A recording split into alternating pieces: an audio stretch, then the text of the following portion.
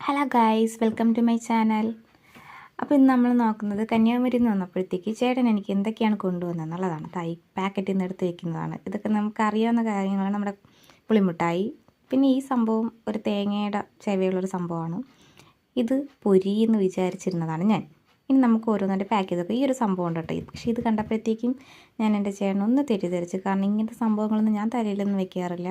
ഇത് കണ്ടപ്പോഴത്തേക്ക് ഇനി വല്ല അഭീതവുമാണോ എന്ന് ഞാൻ കുറച്ച് നേരത്തേക്കൊന്ന് ചിന്തിച്ച്, സംഭവം ആൾ കുളിക്കാൻ പോയേക്കുന്നതുകൊണ്ട് വന്നിട്ട് ചോദിക്കാമെന്ന് വിചാരിച്ച് അതെന്ത് ചെയ്തു, അങ്ങോട്ട് മാറ്റി വെച്ചു.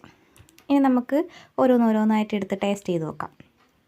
ആദ്യത്തിൻ്റെ ടേസ്റ്റ് ഞാൻ പറയണ്ടല്ലോ, നമുക്ക് എല്ലാവർക്കും സുപരിചിതമാണ്. എനിക്ക് ഭയങ്കര ഇഷ്ടമുള്ളൊരു ഇതാണ് പുളിമുട്ടായി എന്ന് പറയുന്നത്. പക്ഷേ ഇത് നമ്മുടെ പഴയ പുളിമുട്ടായിയുടെ ടേസ്റ്റ് ഒന്നും ഇല്ലായിരുന്നു കേട്ടോ.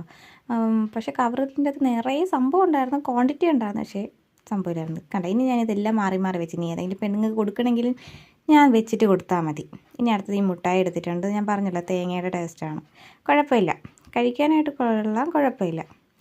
പക്ഷേ മറ്റേത് ഇത് ഞാൻ ഇതുവരെ കഴിച്ചിട്ടില്ല. പൊരിയാണെന്നാണ് ഞാൻ വിചാരിച്ചത്. പൊരിയായിട്ട് കഴിക്കാമെന്ന് വിചാരിച്ച് എടുത്ത് മണപ്പിച്ചൊക്കെ നോക്കുന്നുണ്ട് ഞാൻ. മണപ്പിച്ചപ്പോഴത്തേക്ക് പൊരിയുടെ മണമാണ്. പക്ഷേ ടേസ്റ്റ് ഭയങ്കര മധുരമായിരുന്നു ഗൈസ്. എനിക്കാണെങ്കിൽ അങ്ങനെ അധികം മധുരം ഇഷ്ടമില്ല. എന്നാലും ഇഷ്ടമില്ലെങ്കിൽ ഞാൻ 4 കൂടെ കഴിച്ചിട്ടാണ് കിടന്നത്. അപ്പോൾ ഇത്രയേ ഉള്ളൂ വീഡിയോ. താങ്ക്